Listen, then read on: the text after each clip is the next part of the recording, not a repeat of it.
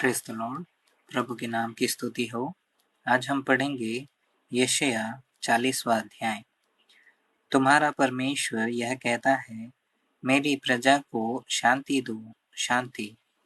यरूशलेम से शांति की बातें कहो और उससे पुकार कर कहो कि तेरी कठिन सेवा पूरी हुई है और तेरे अधर्म का दंड अंगीकार किया गया है।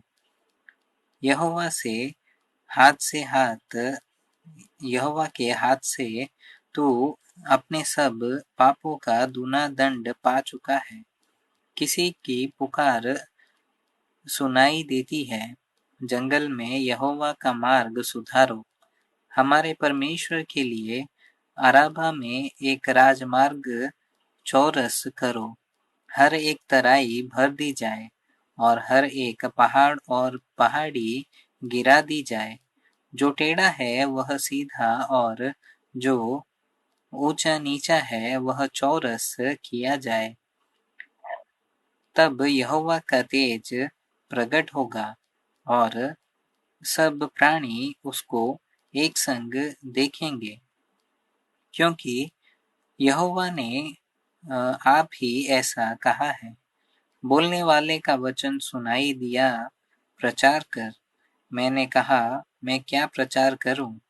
सब प्राणी घास हैं, उनकी शोभा मैदान के फूल के समान है।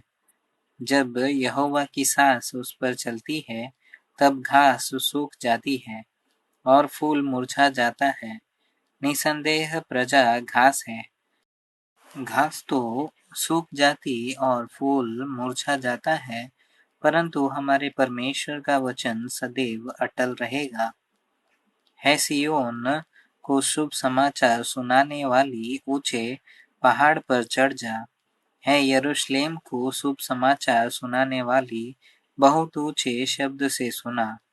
ऊंचे शब्द से सुना, मत डर। यहूदा के नगरों से कह, अपने परमेश्वर को देखो।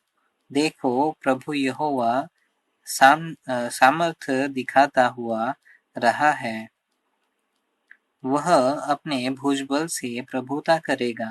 देखो, जो मजदूरी देने की है वह उसके पास है, और जो बदला देने का है वह उसके हाथ में है।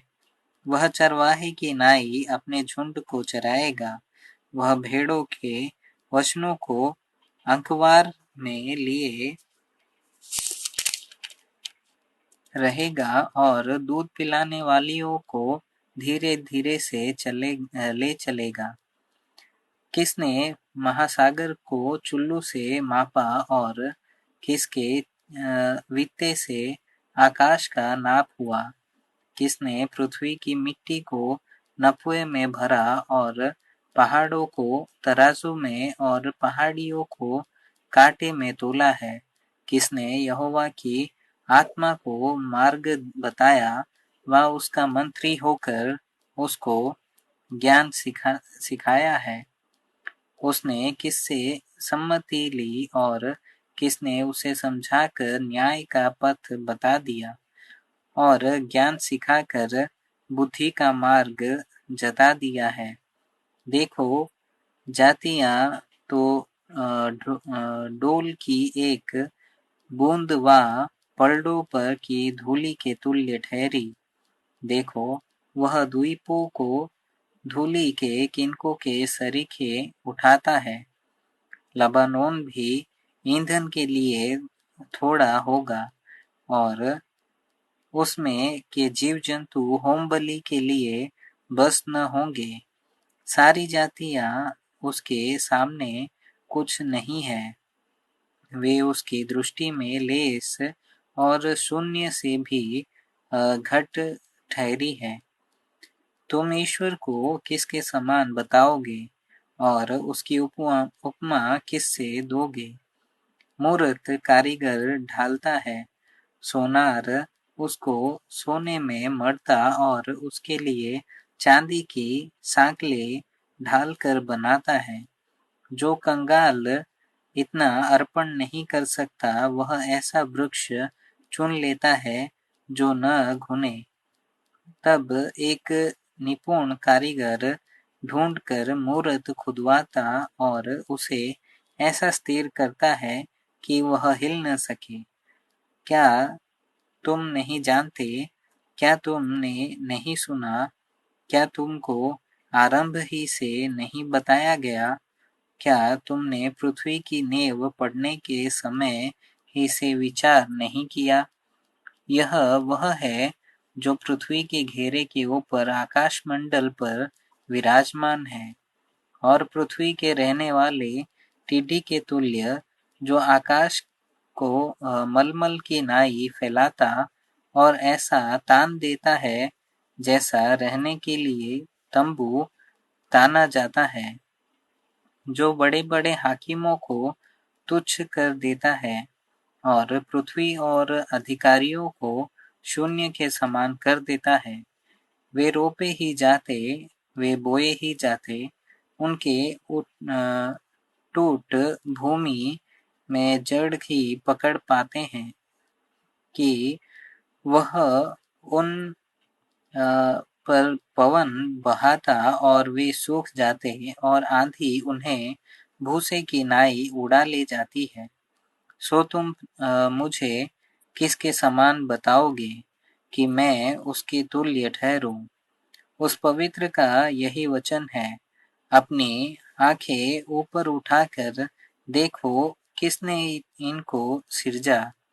वह इन गणों को गिन गिन कर निकालता, उन सब को नाम ले लेकर बुलाता है। वह ऐसा सामर्थी और अत्यंत बली है कि उनमें के कोई बिना आए नहीं रहता। है याकूब, तू क्यों कहता है इज़राइल, तू क्यों बोलता है, मेरा मार्ग यहोवा के छिपा हुआ है, मेरा परमेश्वर मेरे न्याय की कुछ चिंता नहीं करता? क्या तुम नहीं जानते? क्या तुमने नहीं सुना? यहोवा जो सनातन परमेश्वर और पृथ्वी भर का सृजनहार है, वह न थकता न श्रमित होता है। उसकी बुद्धि अगम है। वह थके हुए को बल देता है और शक्तिहीन को बहुत सामर्थ्य देता है। तरुण तो थकते और श्रमित हो जाते हैं और जवान ठोकर खाकर गिरते हैं, परंतु जो यहोवा की बाट जोहते हैं, वे नया बल प्राप्त करते जाएंगे।